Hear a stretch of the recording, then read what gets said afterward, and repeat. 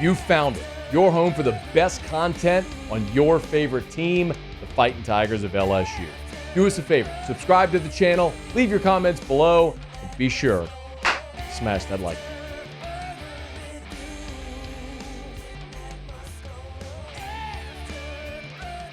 I don't know how I missed this. Don't know how I missed it. I'm scrolling Instagram, sitting at my desk about 3 hours ago. I'm scrolling Instagram, and our buddy John Peterson, one of his posts pops up in my feed, and it's his children watching golf.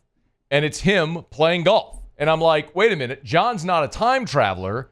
Those are his children now watching him play golf now. And he's wearing shorts, so he's playing as an amateur, obviously.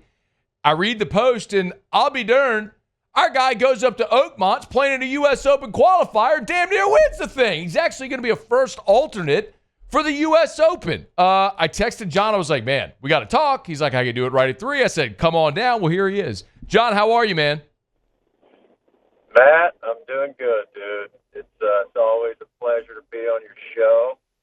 Ready to talk Monday. I'm still sore from it, but I'm ready to roll with you here, dude. Hey, okay. We have talked a lot over the years, and you have had an on-again, off-again relationship with golf. I think it's fair to say. Why now was it on again? Well, it's not on. I mean, I'm an amateur now. I play once or twice a month, and a lot of those times I'm just drinking beer with buddies on the golf course. You know, I don't really play competitive golf anymore.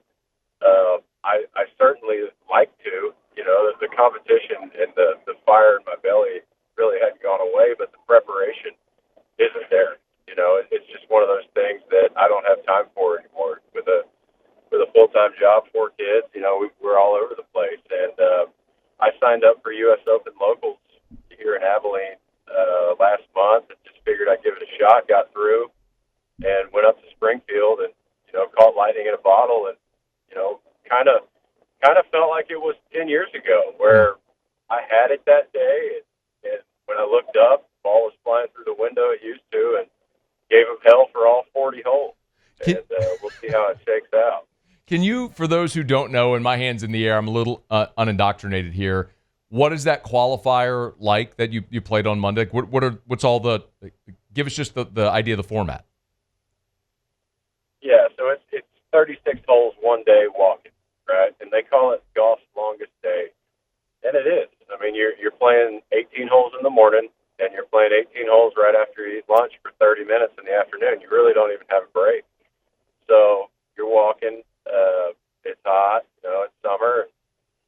You're just trying to finish top 4, top 5 to give yourself a chance to go to U.S. Open. So we know how many spots are available on the first tee. There were 4 spots on my side. Honestly, I was going up there just for fun. You know, I don't play for money anymore. It's not my job. My livelihood doesn't depend on whether or not I make birdies. So I'm able to freewheel it at this point in my life. And I think that a freewheeling golfer is a dangerous golfer. And it certainly was on Monday. You know, I wasn't overly nervous. You know, I certainly had the competitive jitters throughout the day, but the maturity level of myself on the golf course is exponentially higher than it was 10 years ago when every shot mattered. So I'm able to just go out there and have fun, dude. And I know it sounds stupid and repetitive, like that is the best way to play golf. But for whatever reason, when I was a professional, I couldn't get out of my own way because everything depended on golf, my bills, you know, all of that. And now that that's not the case, I'm able to really have fun and enjoy the competition. And that's really what it's all about for me right now. John Peterson's with us. So you ended up playing 40 holes. So you went to a playoff? Like what happened there at the end? Yeah, so I come in at 4 under, and it was a hell of a day for me. You know, that I looked on my Gen app, which is an app that the USGA uses to determine handicaps, right, for everybody. And I had only logged 20 rounds in the past year. You know, and I'm all of a sudden in a playoff with PGA Tour players that play every day, all day, like I used to. And so you're talking about a guy that's played 20 rounds over a year. Well, these guys have 20 rounds in the past 3 weeks. And obviously I'm not the betting favorite, but in my head, I remember how to do this. Like I remember what it's like to be under the gun. I love hitting shots and performing under pressure. And, just for a moment there for that 4-hole playoff, it felt as if I was young again and that I could do it, right? And that's what we live for, stuff like that. Even though I was not technically prepared for it, I was still able to perform like I used to. And I showed a lot to myself and the fight that I put up all day, even without the preparation that I normally would have gone through for a day like that. So I'm just proud of the way I battled. Zach Blair, who's a PGA Tour player, and I went to extra holes. We both birdied the first hole of the playoffs, so the other two guys were out. And then we went 3 more holes, and he ended up hitting it to about 8 inches on me on the 4th hole and birdied it to beat me. So I'm first alternate. I may get into the U.S. Open next week. I'm going to fly up on Monday and take my chances.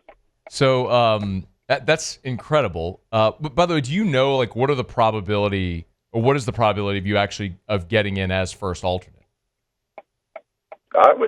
So at my site in Springfield, of the last 4 years, 3 years, the first alternate has gotten in from my site. So okay. Yeah, dude. This is so good. History's on my side as far as getting in goes. And, that's funny. Like the guy that caddied for me, he's a CPA. So you have a CPA and a garage guy coming up there and beating all these PGA Tour players that play every day. So it's a hell of a story. It really is. And, take my past away, from 10 years ago and whatever I did on the golf course then, I don't play anymore. So for it to happen like it did, it was really just an awesome day, and I have nothing but positives to take from it. You're like Matt Damon in the Bagger Vance movie, Juno or whatever. Just out there ripping it, and winning tournaments and stuff. Well, I mean, I'm more like Tin Cup, dude. Like, okay, he got into the U.S. Open as an alternate, and ended up losing by 1 because of that crazy last hole. But yeah, I've gotten so many tweets and Instagram messages that I feel like I've got the whole country behind me right now trying to get in, and it's an overwhelming amount of support from people in Baton Rouge and LSU folks and Tiger Athletic Foundation and all those guys that were texting me. I had 300 unread text messages when I got off the course. And I don't even know when I was playing full time if I ever had close to that many. Yeah. So it's a cool story, man. I'm happy to be a part of it. All right, before I let you go, I got to reference the video that you posted on Instagram. By the way, which one of your children is the one covered in a blanket or a beach towel, not showing themselves? Yeah, that's Luke. He's my 7-year-old. He was actually completely naked, and Amanda got him in the shower because it's bedtime, right? The playoff was 8 p.m.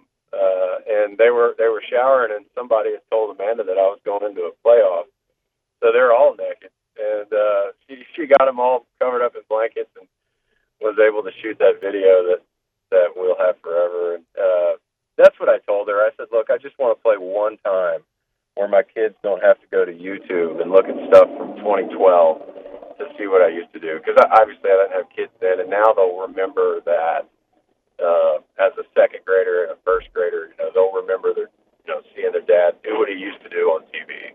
So if I get into the Open, we're all going to go, and they get to watch me compete, even if it's for the last time. That's really all I want. That's awesome, man. Well, the video's great. Congrats on an awesome weekend, awesome memory for your whole family, and man, we'll be pulling for you. I mean, you're giving me a new interest in the U.S. Open this year. I'm hoping somebody pulls a hammy or something like that and has to tap out. I'd love to see you get out there and go play 4 days at the U.S. Open. That'd be awesome, man. We'll be pulling for you.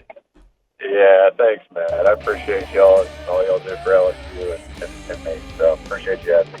Hey, thanks so much for watching. Please leave your comments. I love to interact, and be sure to hit the red subscribe button below.